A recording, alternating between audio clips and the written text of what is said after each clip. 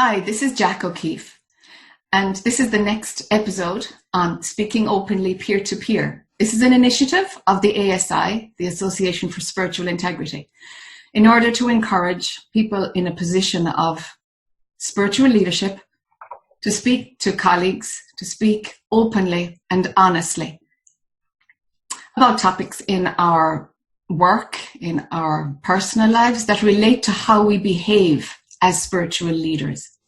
So today I'm talking to JC LeMay. JC is a personal friend of mine for many years. And for the last 3 years, JC has been very actively involved in spiritual leadership, spiritual guidance, and I want to use those terms loosely because it organically developed that he has a voice on Facebook that helps a lot of people, and also he has a Kali sword where he will cut down bad practice, unethical behavior when he identifies it. So my own personal experience of Facebook is very limited. I don't do dialogue or interaction on Facebook at all, and so I'm realizing that I mightn't have as much information as many other people viewing right now. However, let's talk about it and see what unfolds. Hi, JC. Hi, Jack. Hey. Thank you for coming to do this today, JC. Oh, it's a pleasure. Yeah. It's nice. You're in hot Paris right now. There's a bit of a heat wave there. So Yes. yeah, I'm in hot Florida. Anyway. So for the last 3 years or so, you've been very active on Facebook. And why we wanted to do this as an ASI initiative, we were chatting last week, and we were talking about what happens sometimes, that the word you were looking for was like, it's mean, and then you said, no, it's cruel. How some people hide behind spiritual concepts in order to really ignore the human level of what somebody might be going through. And that was one of the topics that got us interested in maybe recording this and having a deeper conversation. Tell me what it's like for you, JC. How do you find spiritually being active in a spiritual context on Facebook? Yeah. In fact, it was like a search of something, looking for clarity. Of course, it was also like writing almost every day little bits of clarity, whatever was arising. But afterwards, I realized it was really like being at school almost, and trying to understand the human nature and the seeking process, and how contemporary teachers and spirituality and seekers were functioning actually. And yeah, so you were talking about the Kali sword, and actually I thought when you said that word, it was like it's rarely working actually. Rarely working. Like you mean it's rare that it comes out, or that it's rarely... No, I was having fun. I mean, playing with the sword, but it's rarely working. Because I really think, and that's maybe the first point. Yeah, the most important point I realized is that we are really minimizing and underestimating the power of the mind, of the conditioned mind, and the self-deception we can be in.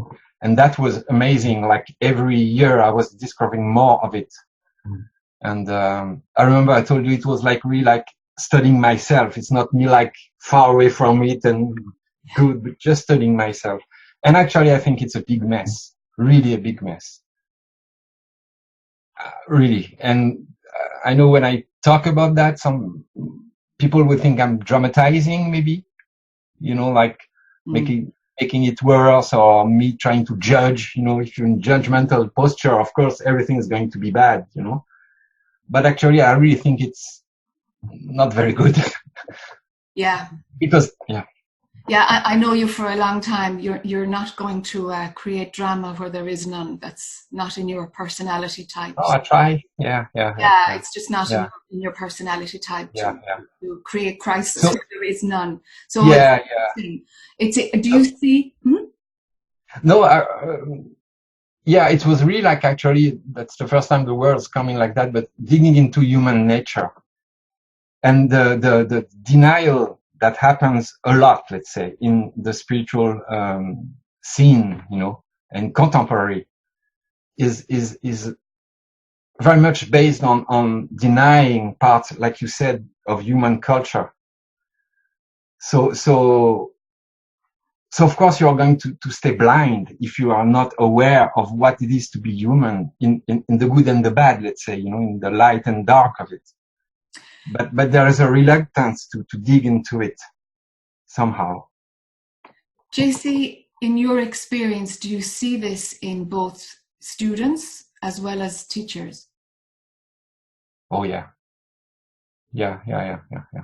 It's because it's the same nature, it's interesting because it's not because you claim yourself to be a teacher, because who's saying you're a teacher if not yourself, unless people are very really coming from a tradition and there's a chain of transmission and it's very tight, maybe it's different, but nowadays teachers are self-proclaimed teachers. That's fine, but what was the question? Sorry. That if you see that human denial, as well as students, and your point is fabulous. That it's the same human condition that's working in the individual, whether they are a student, a seeker, or whether they are working as a spiritual leader. It's the same human condition.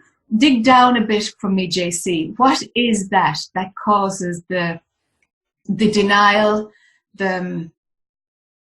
what can show up as meanness or cruelty, or what is that? What's that blind spot?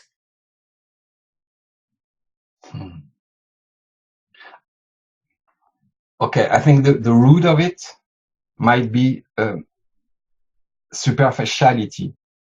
Like when we talk about awakening, let's say, it's so vague, it's really vague. So we put everything into this and maybe have a little glimpse or a huge glimpse or a shift and say and claim, okay, that must be awakening. So if I'm awakened, maybe I can teach. And so, something like that. Not sure I had to dig. So superficiality, let's follow that one a little bit. Yeah. Another word for that might be just immaturity, or it might be a cerebral intellectual understanding of recognition of truth that hasn't permeated all the levels. Do you think our culture supports this superficiality? Oh, absolutely. I was thinking about that just because before we called, I mean, the Western culture is all about, like, I want it quick. Yes. I'm entitled to have it, and I want it cheap. Yes. So of course it's permeating. It's invading the spiritual culture. So I think it's making it worse, really. Yes. And of course, I was on Facebook. Most of the people were Western people, whether teacher or seeker. So that's why I think it's somehow getting worse and worse. And maybe it's feeding the abusive patterns and unhealthy relationships. Like and a lot of teachers, of course, teaching the direct path, from the non-dual path, and of course they say it requires truly no effort. It's already what you are, so you don't have to do anything to produce it or blah blah blah, and so it's very attractive for the Western cultural mind. because it's, oh God, it's going to be cheap and it's available. I'm entitled to it. So they are, getting together to feed that lack of maturity and feeding that superficiality. I think so, from what I've seen. And then if we add to that layer of Western culture that is a filter for spiritual teachings, Facebook itself has another culture, doesn't it? Yes. And that deepens the problem, I think, because it is you're at arm's length. You can be anonymous if you want. It seems to be fine. The etiquette of Facebook is anything goes. Anything goes, as far as I can see. So the thoughtfulness, the consideration, the self-reflection isn't there either. Because that's another instant place for reactivity. It's fine. It's huge. But it's a huge medium. It's not going to go anywhere. We have to learn how to use it properly. But I think it might be embedding that Western culture or further supporting the issues in Western culture that we need to be more aware of in order to not get caught in them and to sacrifice spirituality because of them is such a shame. Mm-hmm. But I think I'm not sure it is producing something around that. It's more revealing something of the human nature. See? That's how do you when you have it make it bigger, you look for magnifying something. It might so you see, I think it reveals things. If people are acting how they are acting on Facebook, for example, whether seekers or the way they apprehend their own work or the way teachers are talking to writing, blah, blah, blah. That doesn't come from nowhere. So it's revealing something. That's what I think. Yes. Yeah. And so then Facebook is serving us because it's, as you say, it's magnifying. It's enlarging what the human issues are. Sorry. That's very interesting. And it's amazing because, studying the human nature, let's say, of course, you start with yourself. And at first, usually you are taught that how to do it and, somebody give you hints and blah, blah, blah. But prior to the networks, you were on your own. So to study, you have to study yourself and you will observe, like almost scientifically others. And there are few. On Facebook, all of a sudden you have like hundreds, thousands of people getting together. So it's like a laboratory. Laboratory. But, and it's really amazing because you can notice patterns, more easily because you see a lot of people, maybe something happens and you say, oh, I don't know what it is, is it me? Is it the other? And at some point when you can see that people are behaving in the same kind of patterns, 10 times, 100 times, it gives you a hint about the human nature and spiritual seekers, how they are functioning actually really, how superficial they can be, how easily deceived they can be, by the mind, so, and what I agree with you. And then, of course, I don't think it's producing anything, but then, it's feeding also. There's something in Facebook, like you say, about the reactivity, the anonymity, maybe, that is feeding it. But really, it's a good chance to observe how we function, and for example, teachers, they don't communicate together. That's why I'm so happy that the ASI, is here, because it's really needed and required, and it's strange Like it's strange that they don't communicate. They are on their own island, Facebook island, and doing their thing. Yes. And for quite some time, I was getting to their page and trying to interact and blah, blah, blah. They don't like that so much. That's right. They like little hearts, they like little beautiful videos, I'm not joking. I mean. No, I know. And I don't interact either on Facebook. Yeah. I don't. It's just, I just have too much to do. It seems like this bottomless pit. I never got my head around it. So, but yeah. And I can't say if my own personal relationship with Facebook is the same as other teachers, I don't know. But I do know that the peer-to-peer thing that I'm trying to advocate, I suppose, I can't do it through Facebook, so I'm using other media. Yes. So it's like, are teachers talking to teachers? I don't see it. Maybe Facebook is one way, but and then are there other ways that teachers can talk to teachers? Apart from the ASI, I haven't seen it. Haven't seen it. That's what I'm saying. Facebook is not particular in that sense, because not particular. Yes. In real life, I mean, of course, there is the conferences, non-dual. Where they meet, but they come to give their speech or to do their thing, but they don't really interact. I remember you told me that. So it's the same everywhere. So that's strange. I mean, even if you think in the human, the human level of things, let's say you are interested in truth, in teaching, it's an interest, it's a passion, maybe it's something, that you do. Yes. So you would be organically pulled to talk with other peers. Yes. To learn more. Yeah, sorry, I don't go. You, but we've been friends for so long. This is how we talk, interrupting each other. So yeah. Oh yeah. Let it run like it is. Go. Having a chat.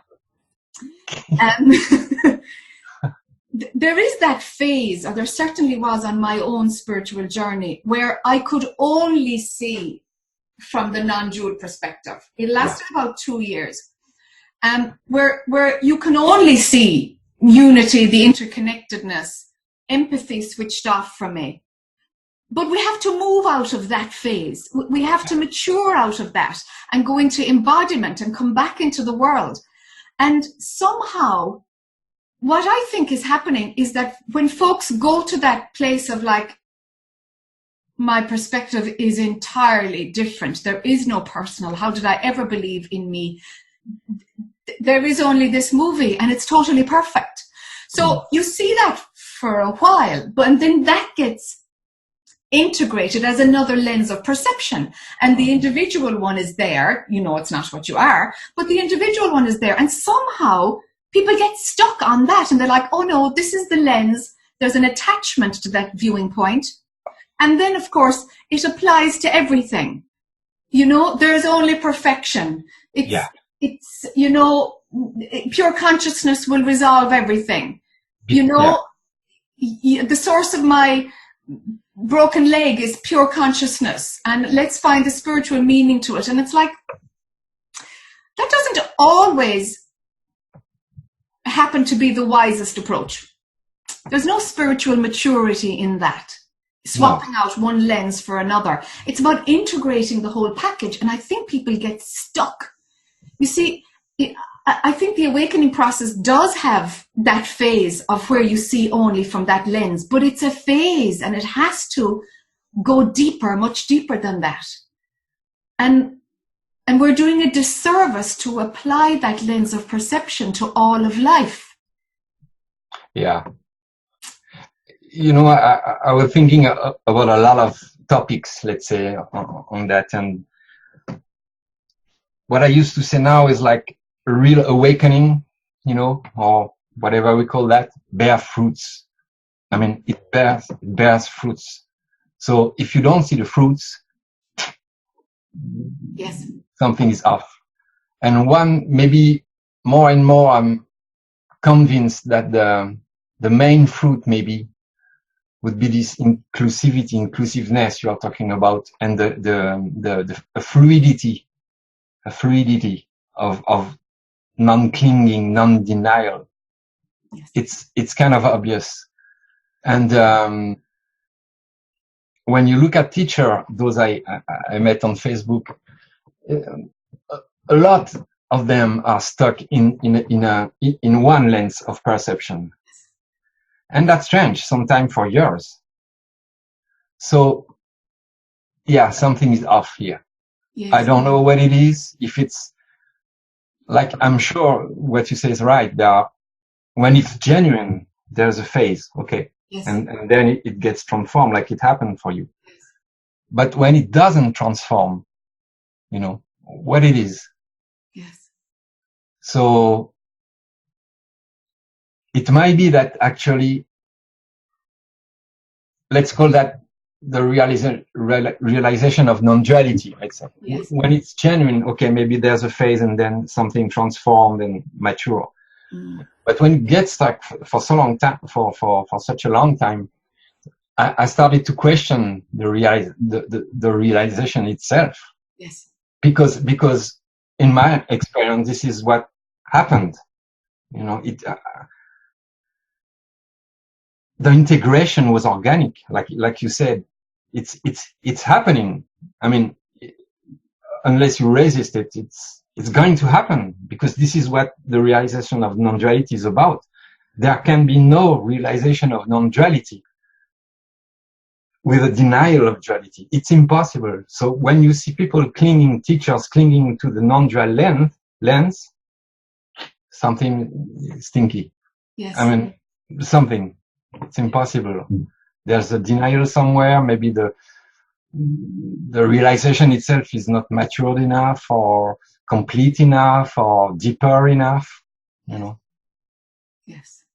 It's organic. It's like you cannot withdraw from the world. For example, like I remember you talking about teachers having no friends, like common friends. You know. That's strange. Really, really, really. Yes. Yeah. So I like how you're putting it, that there's strange things, peculiar things that are, when we look at them together, they're symptoms of a yes. greater issue. Yes. Yes. And I don't feel that we're creating a scenario by adding these ingredients and making it into something else. I just kind of want to say that it's that the fact that there are these issues in our culture, and what can be the ingredients. We've come about it the opposite way. It's like, well, what's causing teachers to behave badly? What's causing students to be traumatized?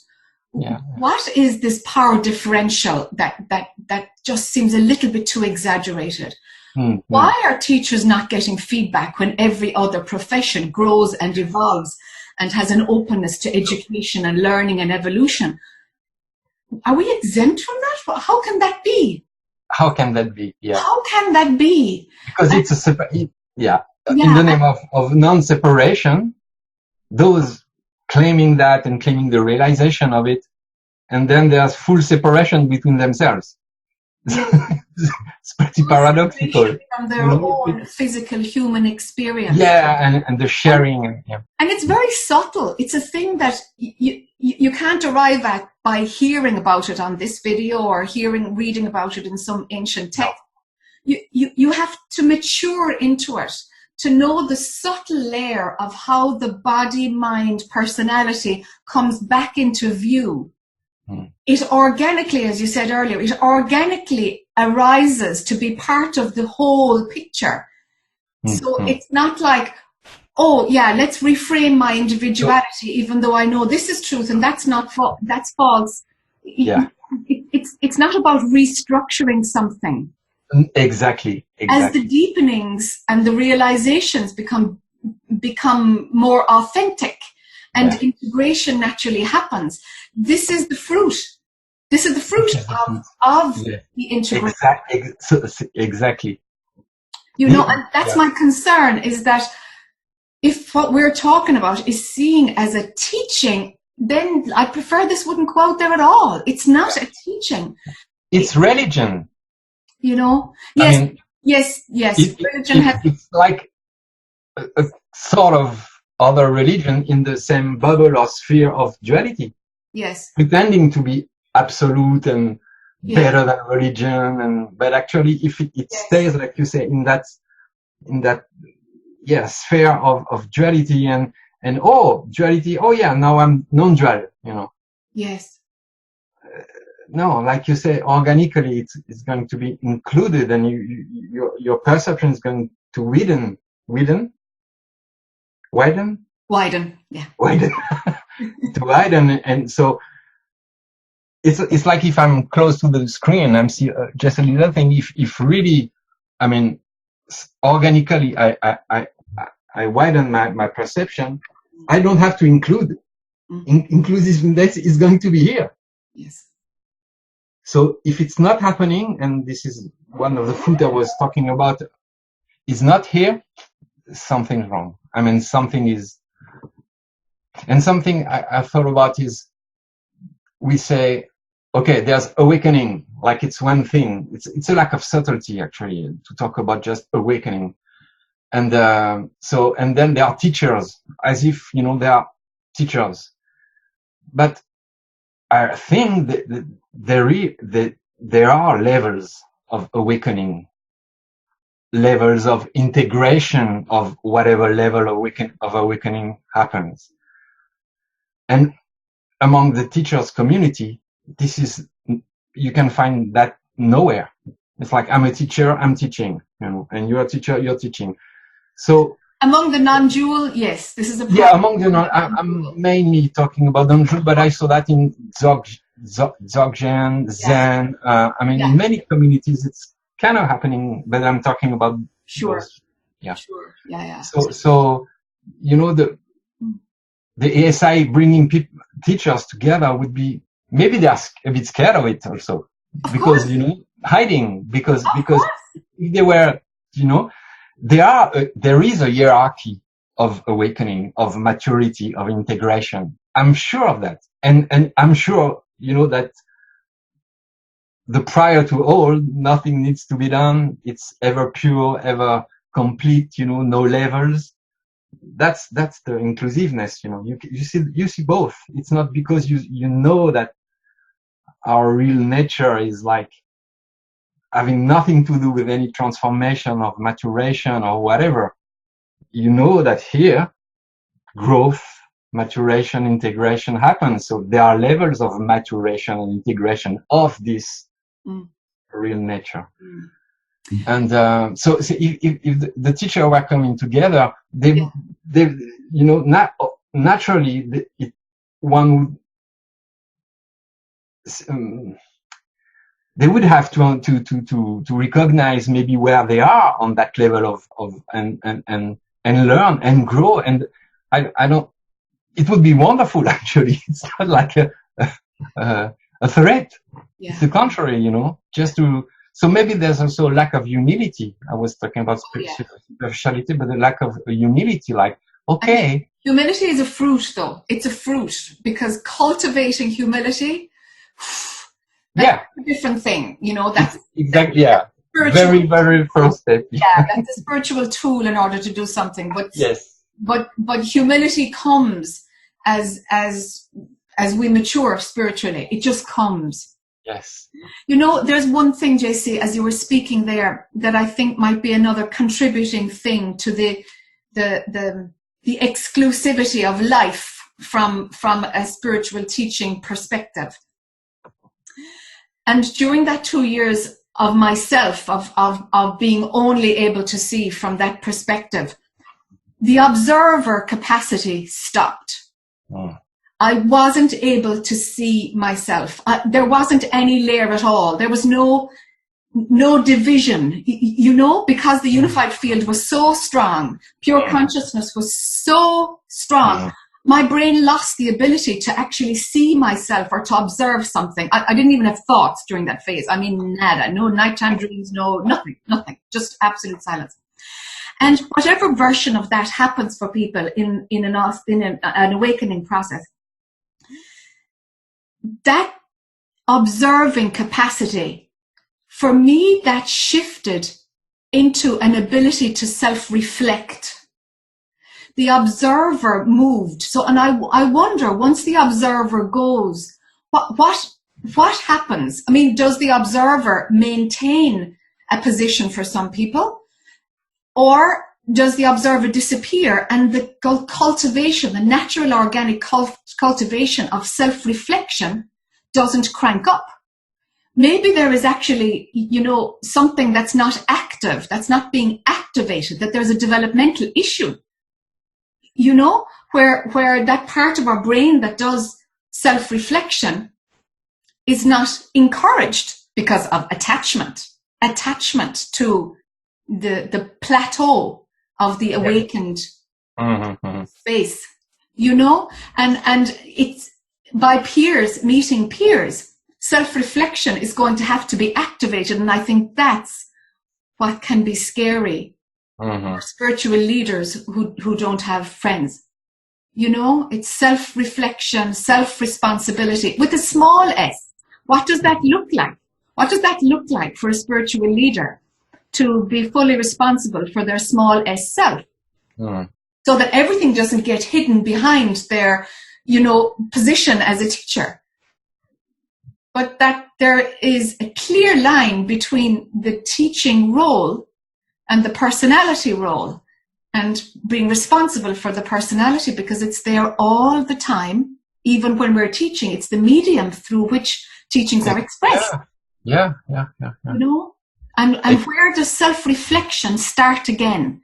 And how can self-reflection be, what does it look like for spiritual teachers, so that we can have feedback, so that we can have a practice of self-reflection, so that we can become honest as human beings.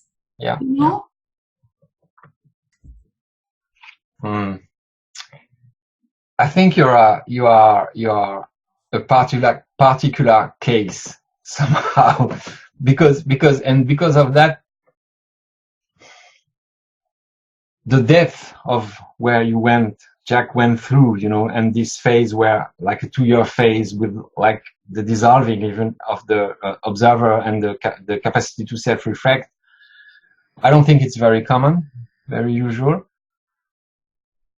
So maybe it happens for sure. If it happens, yeah, sure. And I think that how it happens, it also depends on how you have been prepared and prior to that. That's for sure. Yeah, I would agree. Depends on really, yeah. Because it was, yeah. And if there are patterns, because I did so much therapy, there were so many patterns of self-analysis that were already in place. Yes. And so that had to burn out, and something new grew as integration happened. But, and I suppose, like, there's no way I'm unique, but at the same time, no. At the same time, like, there's a spectrum of how awakening happens, and how teachers evolve. So, and a spectrum of how it can be distorted also. Yes, and how it can be distorted. On the spectrum itself. Maybe a genuine shift, happens, but it's rare that, nothing is left. Yeah. Very rare. I mean, I don't know if it can be like that. So this is the underestimating and minimizing of the power of what's left, Yes. We say, and so we say, okay, I'm a weekend now, I'm going to teach, but hey, maybe things are left. So if you deny what's left, invariably it will hijack. It can take, I don't know, a week, a month, 2 years, 4 years, we don't know. But if it's there, it's going to distort and use the thing. Yes. And again, that's why it's like when you're a psychotherapist, you are doing psychotherapy on your own. Yes. You know, you to keep a balance, to check, to keep a balance, to see where you at, and to check with a peer, you know, yes. to check.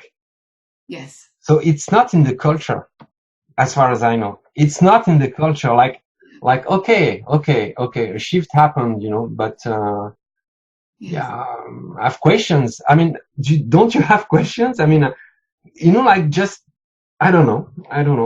Is it, you know, just checking? So if you do that with yourself, why wouldn't you do that with people you trust, or peers who had apparently a shift also in perception to?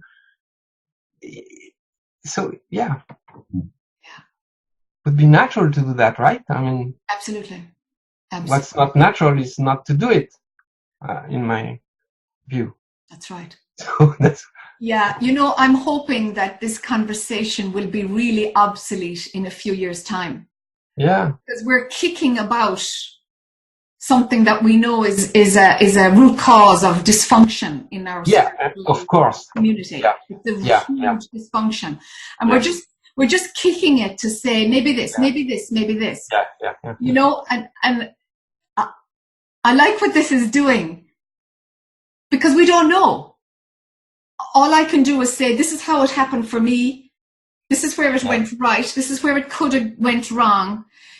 That's all we can do right now is talk from how it is for us. And we need more people in spiritual leadership roles to talk about, well, how is it for you?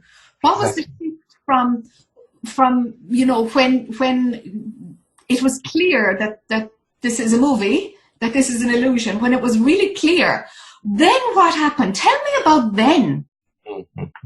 And what does self-honesty look like now?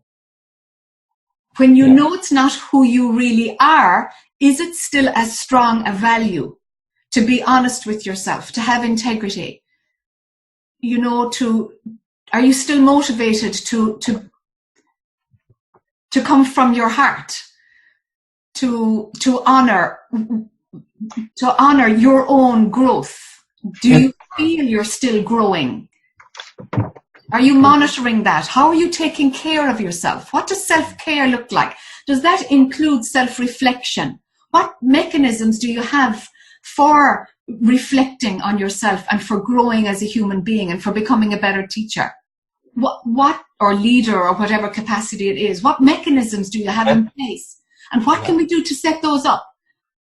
You know? And reflecting on yourself, yes, and reflecting on yourself as a teacher also, because you have a responsibility. Yes. I mean, you know, it's not like... Yes. So, yeah, I had something in mind, it went away. Yeah, but yeah. I remember... sorry, it's just something, you know, I remember when the big shift happened for Jack, and she started to teach, and of course all she could teach, you could teach, was like the direct path, you know, and still there was some subtlety in what you said, but invariably you will come, like, put your attention at the source of next thought, if it's really what you want, and that's it. Yes. And I remember you were telling me more and more in the satsangs, in the retreat, you just observed, you know, like, that's why organically you were teaching like that, and you just observe that it doesn't work. For most, it doesn't work. So it shifted on itself, because this is what I call being of service. You're not of service to your truth or your perception. You're of service to truth for others. Yeah. So if you see if something is not working, you know, you adapt, something change, something transform, and then you are, because you are fluid. This is one of the fruits I was talking about. There's a fluidity, you know, you are not attached to your own way of being awakened or whatever, you know. So organically the teaching will change. You say, oh, it's not working, so okay, maybe I should try that, and it matures along the way, and it matures, and then that's how you become a good teacher, actually. Yeah. Not by clinging to there's nothing to do, or the opposite, whatever, and then the responsibility is you are teaching not a particular thing, but you are interacting with individuals who are different at different phases of their own path. And it's organically you will respond, oh, that one needs to do a psychological work. It's obvious. That one energy work. That one, oh, let's, bringing more like prior, but it will be organic and it will be fluid.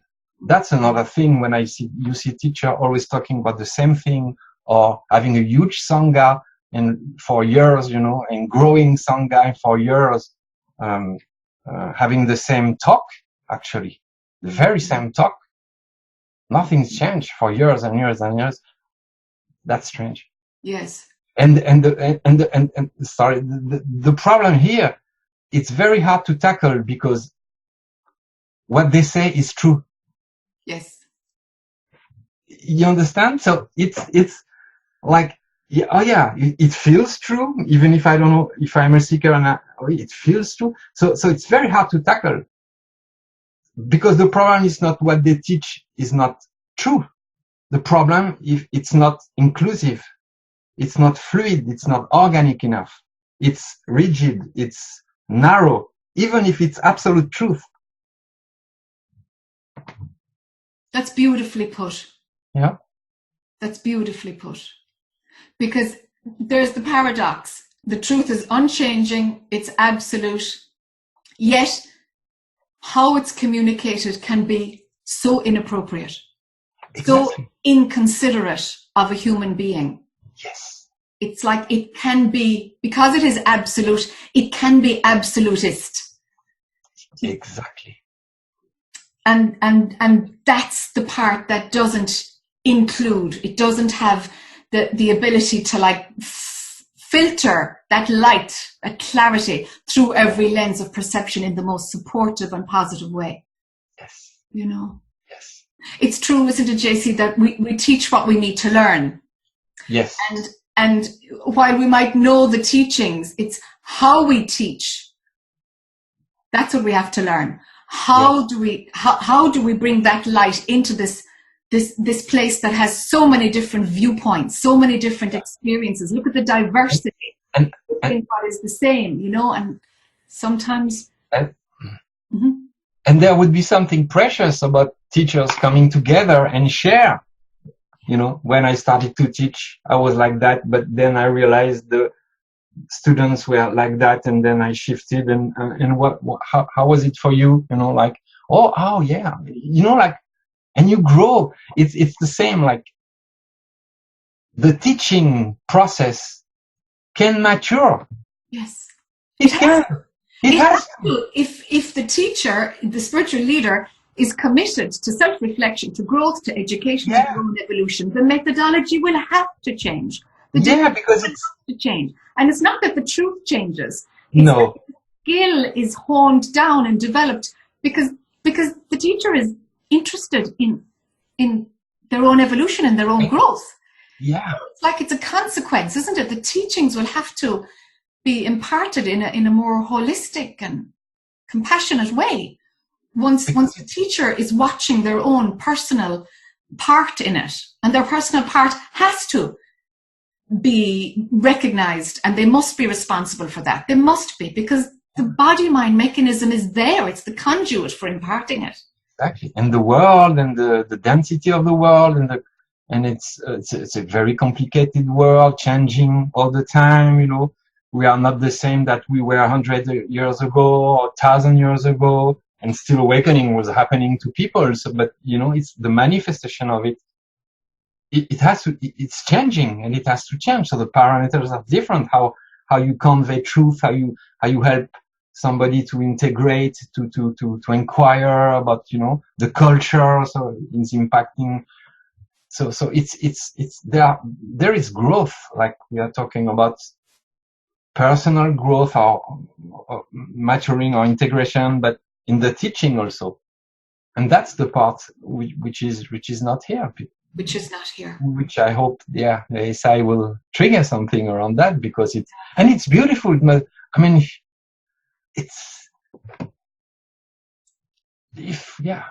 we love to talk about those topics, or, it's like, according to the situation of the world right here, right now, what can we do and how can we be better? And like you said, it has nothing to, we are not teaching, in the absolute truth realm to others who are in the absolute realm. Right. It's happening here.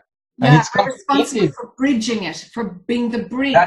My personality is responsible for being the bridge, bringing it into what shows up as diversity for others. And I have the capacity to see the diversity too, at the same time as deeper than that, And the filter is your own body mind, but it's your own body mind as a person being part of a culture, but which is a body mind also, and the body mind of the world situation is another body mind. So that's right. There's a lot of possibility of things being filtered, and truth has to adapt. It has to be very fluid. That's what is gained when the maturation is allowed, and the growth and the development of is allowed. It's shifting. You can say that and say the opposite, and just after it doesn't matter. That's not the point. More transparency, please, everywhere. On Facebook, in every Sangha. More transparency, more honesty. Yeah. More self-reflection. Yeah. Really, what's really going on? What's really going on? Yeah. Inside each of us, and honoring that and working that through so that we can be more transparent ourselves. And there are skills maybe also. I say maybe, but I think there are in teaching, and some people, maybe it's an analogy, but to exact same level or sort of awakening happens. One would be a good teacher, the other one would be a mess. Why not? You know what I mean? Given, depending of who they were prior, interested in science, in politics, in healing themselves from psychological blah blah blah. The preparation prior, and then the shift happens, and the way it's the efficiency of the awakening, the very same awakening, maybe it's not going to be very efficient, even if it's a realization of it's an illusion. You know what I mean? So it's the same thing. Maybe some teachers are teaching they should not, because they are not very skilled, or maybe they, at least if they could self-reflect, like you said, and teach speak with others and learn and say, oh my God, I see something great here that I haven't seen. Yes. But this would require, like you said, humility, a sort of humility to say, I'm open to learn. I'm open to grow. If I'm really of service to the truth and trying to help others, I need to be open, because maybe I'm doing some things wrong, or not at full efficiency, or so it's that's beautifully put. The more we are talking about it, the more it's like it's silly somehow. It's silly that it's not happening, but that's how the world functions, and so that's where we're at in our culture. But I feel something is going to happen. There's enough of us talking about this, wanting something better and being responsible, and there's enough. And just one little thing I wanted to add. I told you about the Sufi tradition from the Sufi of the North, Central Asia. Since 1,000 years, they had hierarchy of teachers, because they knew there are also levels of awakening. And so when you sleep, you cannot help anybody to awaken. But even if you are at the first stage, really and it's integrated, you can start to help others. You don't have to call yourself a teacher or whatever, but you know, and you can start to help others because you have more clarity to share and you are seeing clear. And imagine, you know, there are many layers like that. But at that point, they had the humility to say, okay, you know, I can do what I can do, but more I cannot because I myself haven't reached that stage. So there was some common sense and pragmatism around that, you know, like this I can do, more I don't know. You go see the other one, and they would do that. This I don't know. You have to do to see the other one. Beautiful. That's beautiful. You see, and honesty, and it's recognizing that the hierarchy isn't status. It's you know, levels of service, and you know what you're able to give and honor, and you're responsible for that, and you don't overstep what your capabilities are because you know your limitations. Yes, that requires a fair bit of, there we go, self-honesty, self-reflection, self-responsibility, you know. And doing the work. They were continuing, of course, helping where they can help, but still doing the work under the supervision of a guide. Yeah. And I always found that beautiful. So maybe we lost also that part of. Yeah. The status of being a teacher, of being awake, that's a bit of a problem. Yeah. Yeah. Because it's like just one thing. It's very tricky. When there's status, it's very tricky because a lot of spiritual leaders get off on that status. And that's an issue. And that's an issue also with the ethics. There we go. Really. Because if you are, this image came up, let's say you want to teach mathematics. And let's say the goal is to master quantum physics. Okay? And so at first you know nothing about mathematics, but at some point you learn how to count. Mm.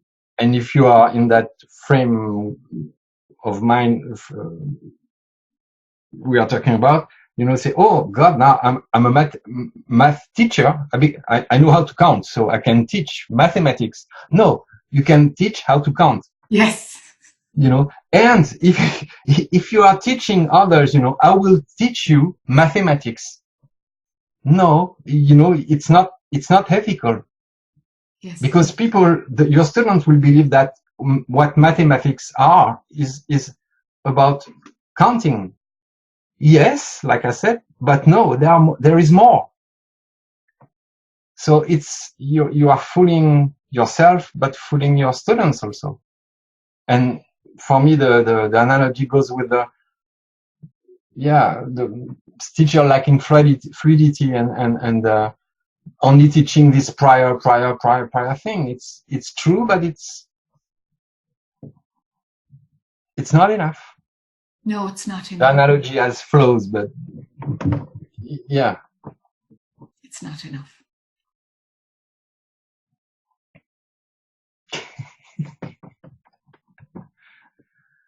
I wonder where it'll go.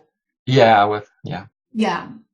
I hope that we're putting enough of a conversation out there that will encourage people to think a little bit about it and really engage in a conversation themselves and demand more, that students want more from teachers. You know, that teachers expect more from their own personal practice, their own perspective on how they're doing as individuals, as human beings. Yeah. Can they upskill themselves in their work? Maybe we can encourage a bit more of that, you know, wherever. We're just at the start of it, really. I mean, it's an issue that's really always been there, but it very much got bells and whistles on now in the Western culture. You know, when we add in what you said at the beginning, the specific things in the West that make it, it makes it more magnified now. So we need to continue to dial up the magnification so that we can make sure that there's less hurt and pain and suffering in the name of truth. In the name cruelty, like sometimes they are cruel. I mean, yes. If you deny the human level, the psychological level, the emotional level, if it's denied, it's cruel. Yeah. Like I told you, like I see that on Facebook many times, like non-dual, whatever, seeker, teacher, interacting with somebody who's in great pain and inner suffering, anxiety, whatever, and asking for help. And really, it's not a joke, telling them like, there's nothing you can do. I mean, yeah, your truth already, and yeah, there's no doer, so you kind of yeah. That's it in practice, isn't it? That's just a perfect example. I mean, yeah, and of course this is an extreme example, but same, it's a spectrum, unethical behavior. So of course there's sex abuse, money abuse, and all those kinds. But even teaching something that is not the highest teaching you can, and this is an abuse, also a form of abuse. It is a form of abuse. It is a form of abuse. Like you're pretending you can teach something which, and I'm not saying it's on purpose, maybe, of course, out of ignorance of blind spots. There's blind spots. Yeah, in our culture. Yeah. So inviting to the conversation between peers and teachers around those things, I love the idea, and I think it's needed. Yeah.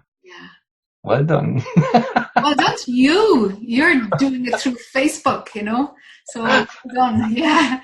We can't but do what we're doing anyway. I gotta do more of this stuff. I gotta do more of this. And, all part of our own growth, It's gotta be. It's funny how you understand usually afterwards, like what happened and why, the way you did your thing. Yeah.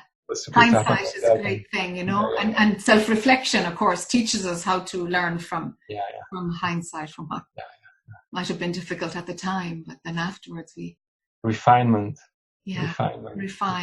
of everything, of yourself, of your own humanity, your own teaching, your approach to teaching. It gets refined, and maybe there is no end to that. That's right. No, there is no end, as long as we are talking here, right? That's right. It's beautiful.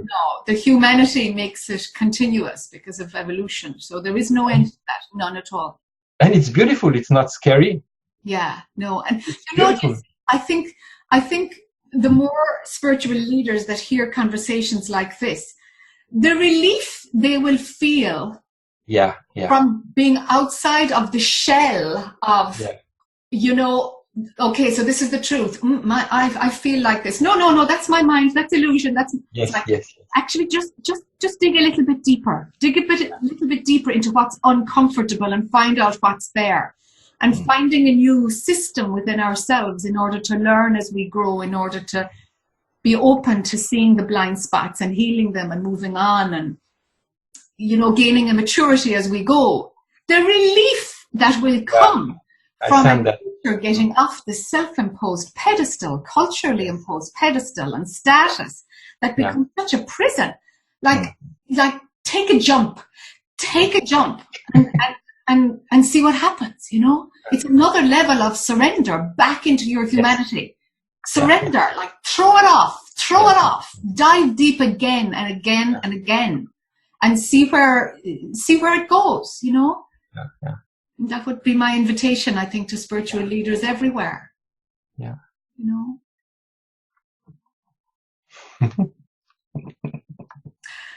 I enjoy talking to you always. And this is the first time we've recorded it. So thank you for your time, JC. Oh, thank you for nothing. Yeah. You're welcome. Thank you for putting your face and your voice, spoken English voice out there. I know it's not normally your I see what you are doing. Yeah.